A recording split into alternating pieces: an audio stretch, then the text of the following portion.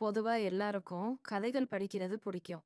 அதை விட யாராவது கதை சொன்னா கேட்க ரொம்பவே பிடிக்கும். அதுவும் வீட்ல இருக்க பெண்கள் வேலை செய்யறப்ப, பாடலோ இல்ல கதையோ கேட்டுட்டு வேலை செய்யறது ரொம்பவே அமைதியா இருக்கும்.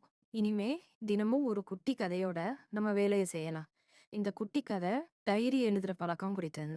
இந்த காலகட்டத்துல நம்ம ஒரு விஷயத்த ரொம்ப ஈஸியா ஒரு மெசேஜ் மூலமா கன்வே பண்ணிடுறோம். ஆனா நம்ம தாத்தா, பாட்டி, அம்மா, அப்பா காலத்துல கடிதம் எழுதுறது, தொலைதூரத்துல இருந்தா நமக்கு விருப்பமானவங்க கிட்ட சொல்ல நினைக்கிற வார்த்தைகள ஒரு டைரியில எழுதி வைப்பாங்க. நானும் சின்ன வயசுல என் அம்மா அவங்களோட சின்ன சின்ன நினைவுகள டைரியில எழுதினத படிச்சிருக்கேன். டைரியில எழுதுறது காலத்துக்கும் நம்ம நினைவுகள கொடுக்கும். நம்ம மனசுல இருக்க வலிகள், சந்தோஷம் இதெல்லாம் வார்த்தைகளா எழுதும்போது மன அழுத்தம் ரொம்பவே குறையும். மனசுல உள்ளத டைரியில வார்த்தைகளா எழுதும்போது நிம்மதியான தூக்கமும் வரும். இனிமே முடிஞ்சா மந்த்லி ஒன்ஸ் இந்த டைரி எழுதுற பழக்கத்தை ஏற்படுத்துங்க.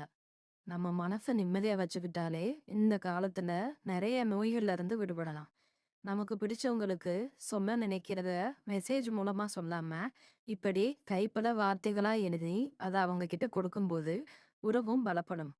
பேசி சரியாகாத நிறைய பிரச்சனைகளுக்கு இந்த டைரி எழுதுற பழக்கம் சரியான தீர்வா இருக்கும். இதோட இந்த குட்டி கதையை நிறைவு செய்தோம். இதே மாதிரி தினமும் ஒரு புதிய குட்டி கதைய உங்களோட பகிர்ந்துப்பேன்.